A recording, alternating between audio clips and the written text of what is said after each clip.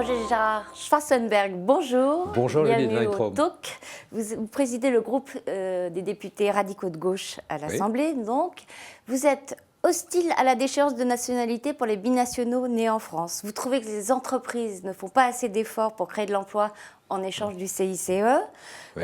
Vous avez jugé inopportun que Myriam El Khomri agite la menace du 49.3 pour faire passer son projet de réforme. Finalement, vous auriez pu signer la tribune de Martine Aubry dans Le Monde?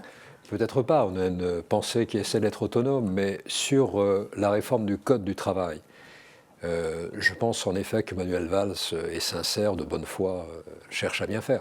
Mais il y a deux éléments qui me paraissent difficiles à accepter. Le premier, c'est le plafonnement en matière d'indemnité prud'homale pour licenciement abusif. Je dis bien abusif, c'est-à-dire quand on licencie quelqu'un sans motif réel ni sérieux.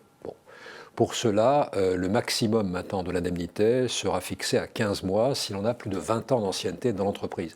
C'est très en dessous de ce que proposait la loi Macron en 2015, en dessous du référentiel des conseils de prud'homme, en dessous de ce que fait Matteo Renzi. En quelques semaines, le gouvernement a changé d'avis? Je ne sais pas s'il a changé d'avis, mais c'est quelque chose qui invente le licenciement low cost, à coût réduit. Ce n'est pas idéal. C'est plutôt inciter les chefs d'entreprise à licencier. L'objectif du gouvernement est, je crois, enfin j'en suis sûr même, de faciliter l'emploi, l'embauche. En réalité, ce texte est un contresens. Il va faciliter les licenciements. Ah oui, mais donc finalement, vous êtes tout à fait sur la ligne de Martine Aubry, en tout cas sur ce texte. Peut-être pas tout à fait, mais sur ces deux points, le premier que l'on vient d'aborder, le second, le licenciement économique, qui est défini de manière très très large. C'est-à-dire que par exemple, s'il y a réorganisation d'entreprise pour sauvegarder sa compétitivité, on peut licencier, faire un licenciement économique. En l'état, vous ne le votez pas? Je ne le vote pas en l'état. C'est ce que dit Jean-Christophe Cambadélis aussi, oui, au nom du Parti socialiste tout entier. Bon. Mais on a l'habitude de voir les radicaux de gauche plutôt se ranger aux côtés de la gauche moderne. Oui, mais elle n'est pas moderne, celle-là. Je veux dire que ce n'est pas une fatalité historique que le programme du CNPF donne lieu à photocopie de la part du gouvernement. Je pense que Pierre Gattaz est quelqu'un de tout à fait estimable, mais ce n'est pas un colosse de la pensée économique. Il ne concourt pas pour le prix Nobel. Donc on peut peut-être avoir une pensée plus autonome par rapport au MEDEF. Ah oui, d'accord. Donc vraiment, vous êtes ce texte en l'état, il n'est pas votable. Il n'est pas votable en l'état. Gérard Schwarzenberg transformé en frondeur. Non, non, pas frondeur. Il ne s'agit pas de fronder. On a des contacts très concret avec le Premier ministre, voire avec le Président de la République. Mais il faut qu'il y ait une concertation qui se poursuive et qu'on n'essaie pas de passer en force sur un texte qui est important. Et vous avez l'impression, étant donné les échanges que vous avez avec Manuel Valls notamment, qu'il est ouvert à des compromis? Je pense qu'il est nécessairement ouvert à des compromis, sinon le texte ne sera pas adopté. Il y aura au moins des compromis, sans doute, sur les deux points que je citais, qui sont des points auxquels la CFDT est attachée elle aussi.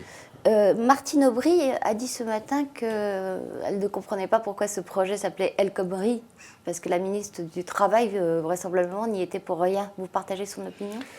Je ne voudrais pas qu'elle y soit pour rien. Moi, j'ai eu l'occasion de dîner avec elle il y a une huitaine de jours. Bon, c'est son texte, mais en même temps, c'est le texte du Premier ministre, aussi du Président de la République. Mais je remarque qu'au sein même du gouvernement, il y a au moins 3 ministres qui sont intervenus pour que le texte soit davantage équilibré. C'est le cas de Jean-Marc Ayrault, Marisol Touraine et Ségolène Royal.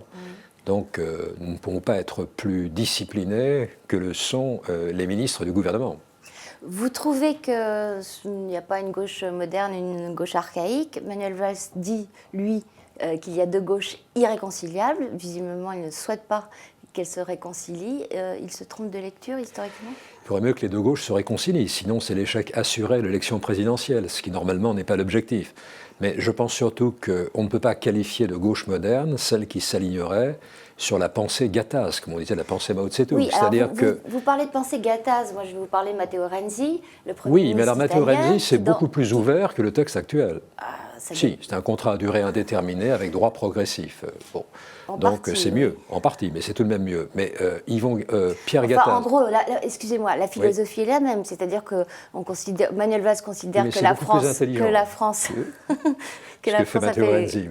a fait le choix du chômage de masse, et qu'il faut que les salariés acceptent de céder des avantages acquis pour que les chômeurs aient une chance de retrouver un emploi, c'est ça? Oui, mais je crois qu'on est dans le contresens, parce que réduire les protections des salariés, réduire les droits des salariés, c'est faciliter les licenciements, c'est ce qu'on a dit. Or, comme l'objectif du gouvernement est évidemment de faciliter l'emploi et l'embauche, il est dans une voie qui mène à une sorte de cul-de-sac. On va se fracasser là-dessus. Alors, pour faciliter Pierre les Gattaz, licenciements, c'est assouplir, et assouplir, c'est faciliter l'embauche. C'est faciliter l'embauche, on verra. Je n'en suis pas intimement persuadé.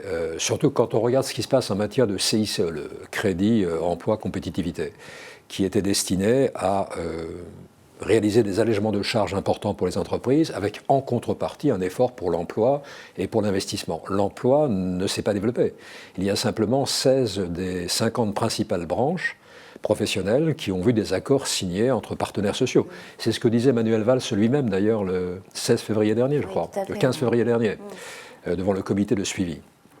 Bon, il faut que le CICE soit l'objet d'un contrôle plus effectif, pour que l'on vérifie bien qu'en contrepartie du soutien apporté aux entreprises, il y a de l'emploi qui est créé ou qui est maintenu. Alors, puisque vous êtes désormais frondeur, est-ce que vous considérez que François Hollande doit se soumettre à une primaire ?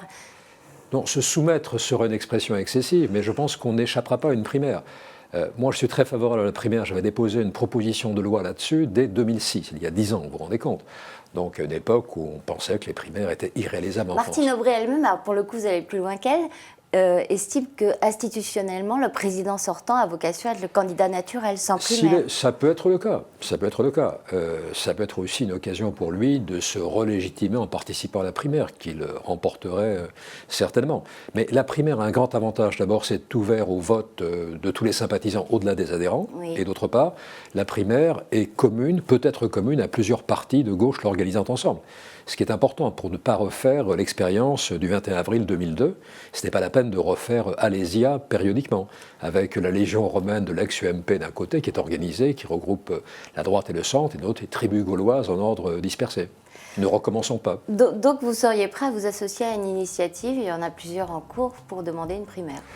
S'associer à des initiatives, nous parlons en notre nom propre pour ce groupe, voilà. Ce n'est pas la peine d'avoir des initiatives frontales et groupées, mais la logique, c'est un peu cela. Et la logique, c'est une primaire qui serait organisée, non pas cet hiver, comme le dit le premier secrétaire du PS, mais plutôt cet automne, parce que sinon, le calendrier va être trop court.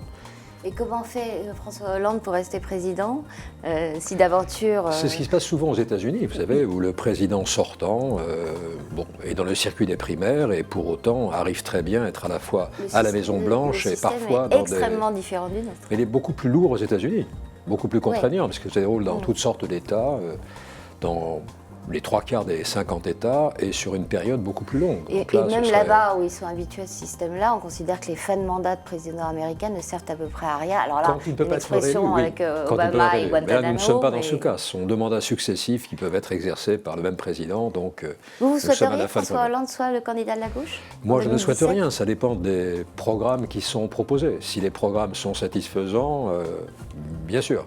Si les programmes sont maigrement satisfaisants, ça incite à s'interroger peut-être davantage.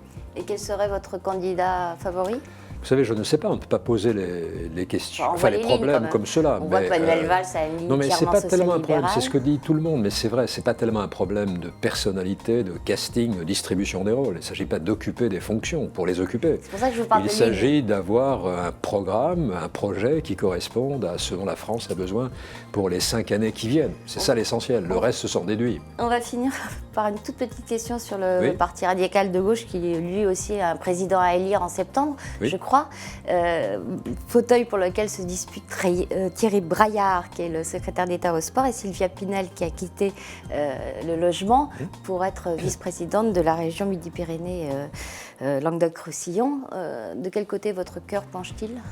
Mon cœur ne penche pas en matière d'analyse politique. Simplement, je remarque que les adhérents du PSG souhaitent que la personne qui exerce sa fonction ait une certaine notoriété, qu'il puisse exprimer les idées du PSG avec une audience qui ne soit pas faible. Donc tout cela demande évidemment réflexion. Et ça vous amène à choisir qui ?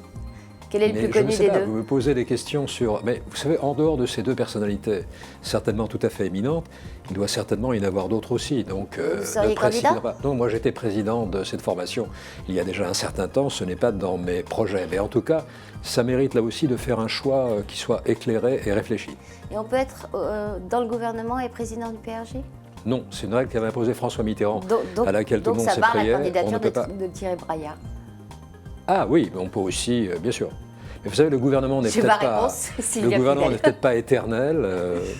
La présidence du PRG ne l'est peut-être pas non plus, donc tout est ouvert et possible. Merci beaucoup. Merci à vous. Bonne journée à vous.